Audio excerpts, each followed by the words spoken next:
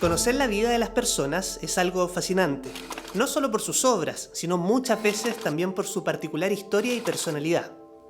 En Chile, muchos investigadores se han dedicado a este género y nos han dejado conocer sabrosas historias detrás de políticos, músicos, modelos, futbolistas, animadores y soldadores al arco.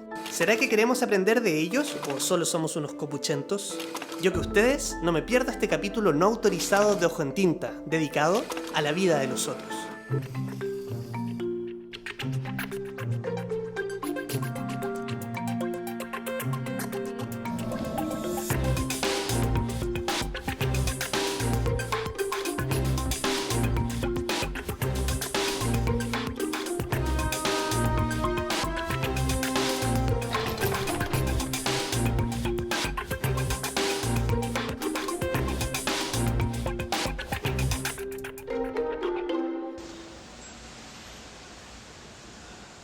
En 1986, tras 67 años de trayectoria, la editorial Nacimiento debió cerrar sus puertas, terminando con ello una etapa inigualable en la historia de la literatura chilena. Mientras decido si me hago un corte moicano o la permanente, le preguntaré quién fue Carlos George Nacimiento a Felipe Reyes, el periodista que reconstituyó la historia del editor de Los Chilenos. Qué bonito suenan las tijeras del corte pelo. Sí, es un bonito sonido. Sí. Sí. Felipe, hay una cita de Roberto Merino que dice: medio siglo es suficiente para que el olvido haga su agosto sobre la existencia de un hombre. En Chile, este plazo suele ser menor. Basta un par de semanas de retiro. Y bueno, justamente la cita es de Roberto Merino. Vamos a hablar sobre tu primer libro, Nacimiento, el editor de Los Chilenos. Y quería que me partieras contando una historia que es cómo llega este portugués a Chile, que se va a transformar en el editor más importante del siglo XX de literatura chilena. A manera de epígrafe, define precisamente la historia de Nacimiento. O sea, un personaje olvidado, totalmente con una gran historia, no solamente su historia como editor, sino que también su historia personal es muy novelesca. Y me parecía que, bueno, al ir conociendo de a poco su historia, dije, bueno, aquí hay un libro claramente, digamos. O sea, como fanático también de las biografías, yo creo que tiene que ver un poco con eso. Es súper interesante, uno lee la historia y él viene, bueno, de Portugal, habla con el papá y le dice, bueno, Chile es un lugar tranquilo, tenía un tío y él viene a ver a su tío. Pero el tío no le da trabajo, lo que ya es una sorpresa, digamos, para el tío, él. uno Claro, llega y el tío ni lo pesca. Hasta que el tío muere y él, como el único familiar en Chile, viene a Santiago a ocuparse de todo el trámite. Y ahí decide quedarse con la librería, no venderla, porque la librería se pone a la venta, y quedarse él con el negocio. Es súper interesante porque, claro, este señor se queda con la librería y luego Eduardo Barrios juega un rol súper importante en comenzar esta aventura editorial, ¿cierto? Sí. El autor del Niño que enloqueció de amor. Claro, Eduardo Barrios ya era un escritor reconocido en ese momento. Ya había publicado El Niño que enloqueció de amor, por ejemplo. Y él le dice que publique también, que imprima libros. Y Nacimiento le dice que él no tiene idea. Y Barrios le ofrece su ayuda, también aportes económicos para hacerlo. Y de ahí ya se lanza y no para más, digamos. Sí. Hasta que muere a los 80 años. Casualmente había unos libros acá en esta bloquería donde leemos Son de mucho. la sala de espera, ¿no? Exactamente, la sala de espera. Hablemos un poquito de la evolución de esta editorial que fue súper relevante. Si tú editó a 2 premios Nobel chilenos. Aquí, curiosamente, por ejemplo, este libro es el último. Con este libro cierra la editorial y tiene una nota al final donde Oreste Plat le agradece a todas las personas que trabajaron en la producción del libro. Es el último libro y a la vez recupera un poco cómo parten los libros de Nacimiento, que de una forma muy simple, o sea, tipografía, un fondo blanco, sin ningún diseño. Y después ya uno puede ver, por ejemplo, esto que es muy bonito, que es de Mauricio Amster, y un poco respondiendo también a la particularidad del diseño de Mauricio Amster, y uno ve que son productos de una época también, ¿no? O sea, como que tampoco había una línea muy clara, sino que iban de acuerdo a las tendencias del momento en términos de diseño. Nacimiento muere el 66, ¿no? El 66. Después los hijos continúan con su legado. Pero la gran pregunta que se hace la gente, yo pienso en su casa, estamos entretenidos este programa, dice, ¿por qué se acabó la editorial Nacimiento? Bueno, la familia dice que esto se acaba, no sé en qué orden decirlo, la verdad, no sé qué es primero, pero por lo menos sostener una editorial en dictadura era muy difícil. Primero porque muchos escritores ya no estaban, y los que estaban, estaba la censura previa. Entonces cualquier publicación antes, digamos, había que ir presentarla primero en el Diego Portales. Y ahí fue decayendo hasta el cierre se anuncia a finales de los 70 y resisten hasta el 86. El 86 finalmente ya cierran, venden todo y termina, digamos, la historia. Claro, termina la historia y nace este libro súper interesante de Felipe Reyes, Nacimiento del editor de los chilenos. ¿Qué otras cosas te llamaron la atención de ese Chile de otro tiempo, que hoy día son tan difíciles de...? Sí, eso es bien interesante porque la tertulia se hace en la librería todos los días a las 12. Era la tertulia donde llegaban los escritores del momento a conversar de cualquier tema, no solo de literatura. Y es esa pausa que es impensable, yo creo, ahora a mediodía. Pensar en una tertulia en una librería, no me imagino que sea posible, digamos, ¿no? De hecho, yo creo en una librería estar más de 15 minutos sin pasar por la caja... Es sospechoso. Claro. Claro. Sí. Felipe, muchas gracias por esta conversación. Ya están terminando de cortarle el pelo. ¿Le quedó bien el corte, no? Parece que sí. ¿Sí? Yo voy a elegir otro estilo, sí. Sí. ¿Qué corte me recomendarías a mí? Un moicano, puede ser. Un moicano. Yo creo que Vamos te a ir por el quedaría bien. moicano, entonces. Sí. Ya verán cómo queda ese moicano. Super. Voy por el moicano, entonces. Gracias, Felipe. Gracias a ti. Nos vemos. Chao.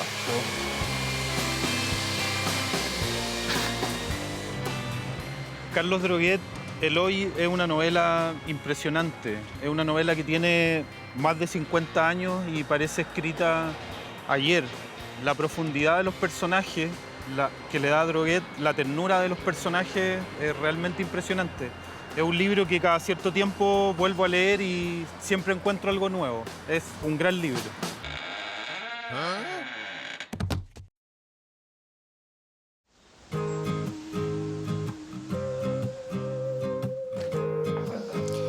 Mi nombre es Olaya Balcells y mi taller es el taller de oficio del libro que creamos hace un par de años con un grupo de personas, y nuestra intención era no solo trabajar en conjunto en la restauración y conservación de libros, sino que además difundir el oficio a través de las clases. Una de las cosas que más recuerdo de mi infancia es justamente doblar papeles, coserlos, pegarlos y hacer cuadernos.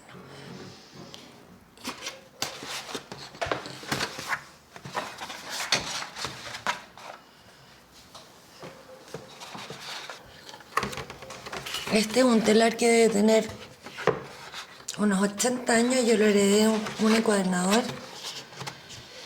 De repente la tabla está un poco torcida, pero pensar que estuvo en un taller durante tantos años, heredar cosas antiguas para un oficio que es tan antiguo es un agrado.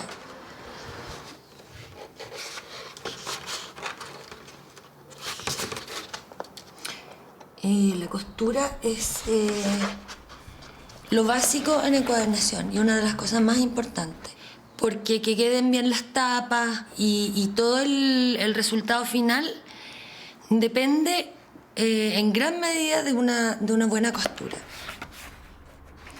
Y se empieza siempre con libros nuevos, papeles en blanco, perdón, cuando uno está aprendiendo, para que cuando llegue la hora de encuadernar libros antiguos no haya mayor dificultad. Esta máquina, que se llama pestañera, tiene múltiples funciones. La más importante es encolar el lomo de los libros nuevos, pero también restaurar libros, por ejemplo, lomos de libros antiguos. Mira, un libro de partida bien encuadernado es algo muy sencillo. Uno es que tú lo abras completamente. O sea, que no quede con las hojas levantadas. Una buena encuadernación es una que ojalá tenga tapa dura. Para mí, por ejemplo, una cosa fundamental que también los libros corrientes no tienen es la costumbre muy antigua de poner 2 o 3 páginas blancas al principio y 2 o 3 páginas blancas al final. Que en el vocabulario de encuadernación tiene una definición muy bonita que se llaman Esas son hojas de respeto. Hoy día está llena de libros que tú lo abres y está inmediatamente en la página de título y termina, la última es la del índice.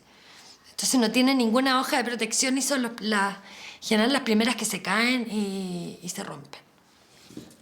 Estos libros túnel, la forma túnel es una estructura de libro objeto, los hice después de un viaje a Mendoza y que encontré que era una ciudad jardín, llena de plazas, llena de árboles, y para mí fue la impresión del contraste con Santiago fue tan grande que a la vuelta, con el correr de los meses, se me ocurrió hacer justamente lo que era Santiago en ese momento, y que sigue siendo un poco al día de hoy, y lo que era Mendoza. Me gustó también mucho hacer la idea del árbol entre edificios, porque si bien no tenemos cultura de parques y de jardines y de árboles, cada vez que hay uno es el lugar donde más gente hay, no trabajando, no dedicada al teléfono y a los problemas diarios, por así decir. Históricamente siempre fue un oficio de hombres. O sea, hasta fines del siglo XIX una mujer no entraba a un taller de encuadernación. En cambio, en países como el nuestro, en que todos los hobbies y las cosas manuales están asociados a las mujeres, cuando murió el oficio con la Escuela de Artes Gráficas, nunca más hubieron hombres dedicados a esto, se acabaron las máquinas, se eliminaron los talleres. Hoy en día quedan algunos encuadernadores de mucha edad de esa época, pero la verdad es que son los menos. En Chile, desgraciadamente, los libros son muy caros, muy pocas casas tienen biblioteca o un mínimo de libros, pero cuando uno viaja fuera de Chile se da cuenta que el libro como objeto es muy importante. Y lo otro es que da muchas esperanzas que cuando uno va a bibliotecas nacionales o bibliotecas públicas están llenas de gente.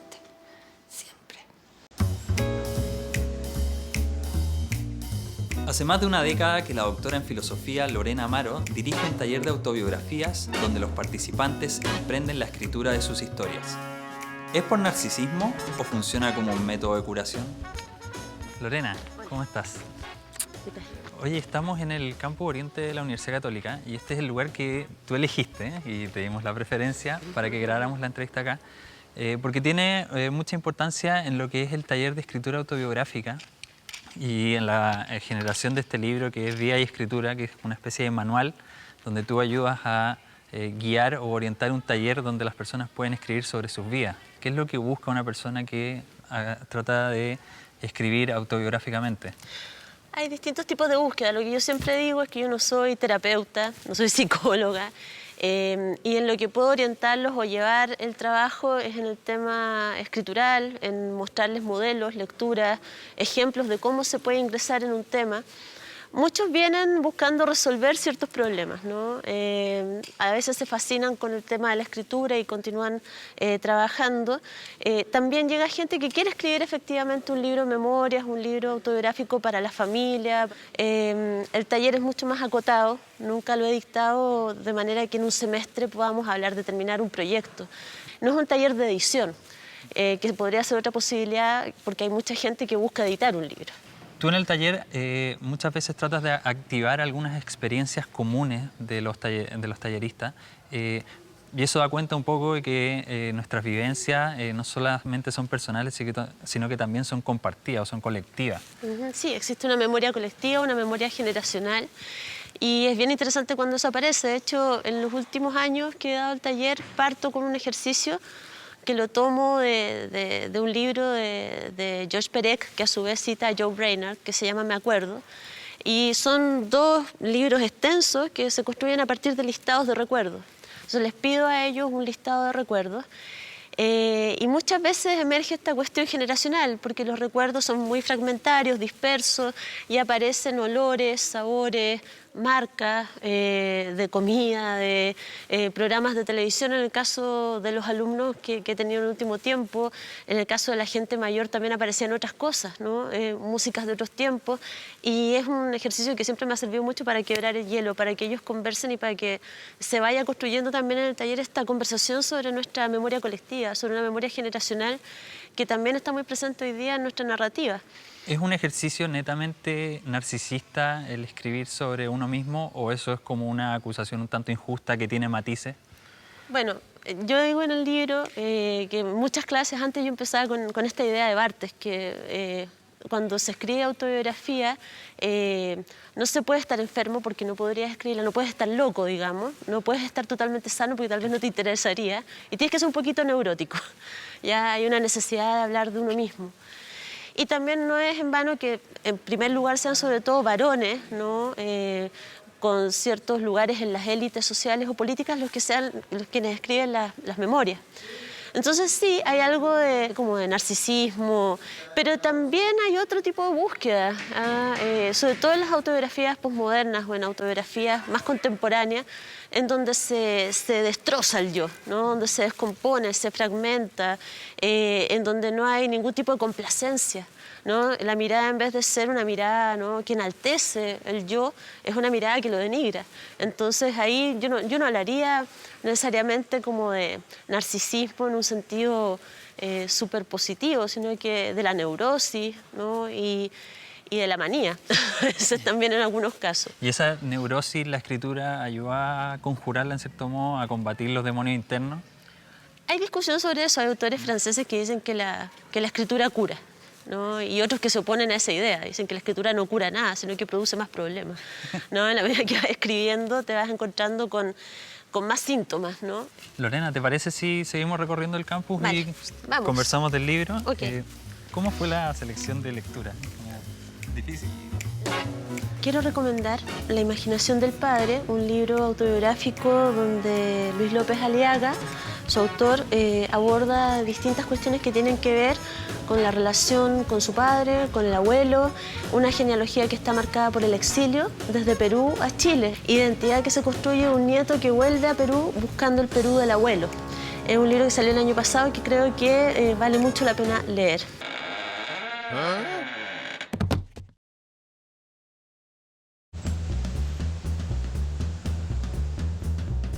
Manuel Vicuña es un historiador que se ha interesado en los personajes marginales de la historia. Su libro Fuera de Campo narra la vida de escritores chilenos cercanos a una tradición que podríamos llamar maldita: borrachos, locos o ladrones. El bar Rapa Nui parece ser un buen lugar para conversar con Vicuña. Manuel, gracias por venir al bar Rapa Nui a conversar conmigo. Gracias por invitarme. Oye, quería hablar de ti, contigo, de biografías, de tu libro Fuera de Campo, que es de retratos de escritores chilenos, que es tu último libro, pero antes habías escrito también una biografía que era de Benjamín Vicuña Maquena. Me gustaría saber cuándo fue tu interés por las biografías, por escribir de personas. Sí, o sea, siempre me ha gustado leerla y las primeras cosas que escribí eran como más sobre procesos sociales, clases, representaciones culturales y de repente me agoté de eso, de ese formato y quise ponerme a escribir sobre personas que me interesaban por distintas razones, generalmente gente media anómala, digamos, para su época. Y en eso me interesé en Vicuña Maquena, que yo lo encontraba, o sea, lo sigo encontrando un personaje increíble, una especie del gran maníaco del siglo XIX, digamos, que es una cantidad de cuestiones impresionantes, las dimensiones más variadas, digamos, de la política, la escritura. Y ahí me metí con él en algo que no es una biografía sin sentido estricto, no me interesa contar toda su vida, sino más bien el Vicuña Maquena historiador, escritor, vinculado haciendo un cruce con la política. Y de ahí me lancé con Fuera de Campo, que ya es otro formato, no es una biografía, sino que son más bien perfiles. Claro, de escritores chilenos. De escritores chilenos, también no totalmente desconocidos, pero no los del canon, digamos. O sea, Carlos Pessoa Bellis, que es poeta, Eduardo Bello como cronista, que es conocido, pero en el fondo yo creo que se lee muy poco. Alfredo Gómez Morel, que es como el gran ampón, digamos, el gran ampón chileno, digamos, que parte formándose abajo un puente del Mapocho. Gente así, Mauricio Baqué. Para los escritores ayuda en algo la Biblioteca Nacional, que tiene un archivo del escritor, súper precario, son unas cajas con recorte diario. Pero uno encuentra encuentra cosas valiosas, entrevistas, bueno, de los escritores más recientes, digamos. Aparecen las biografías, aparecen los estudios, mucha memoria, cartas, testimonio de época de la gente que se movía en el entorno de cada uno de estos personajes. Y en los escritores más recientes del libro, Mauricio Baqués y Eugenio Lira Masi, accedía al entorno, la familia, los amigos, algo que también he hecho ahora con René Vergara, digamos. Entonces eso también te da otra mirada, con todas las complicaciones que tiene acercarse a la familia. Cuando los personajes son medio excéntricos, con vidas alejadas como del mundo así bien pensante y las buenas costumbres, de repente la familia es súper reacia, pero a veces se sueltan. ¿Y ahí te atreverías, por ejemplo, a escribir sobre una persona viva? Yo creo que quizá en algún momento. Ahora a mí parece que me gustan más los muertos. Siento que me da más libertad. Y tiene como un trabajo de reconstitución imaginativa más potente. Como que siento que el otro está muy marcado por lo que te dice. En cambio, en este otro caso, uno solo accede a ciertos indicios, fragmentos, y hay que hilvanar esa cuestión.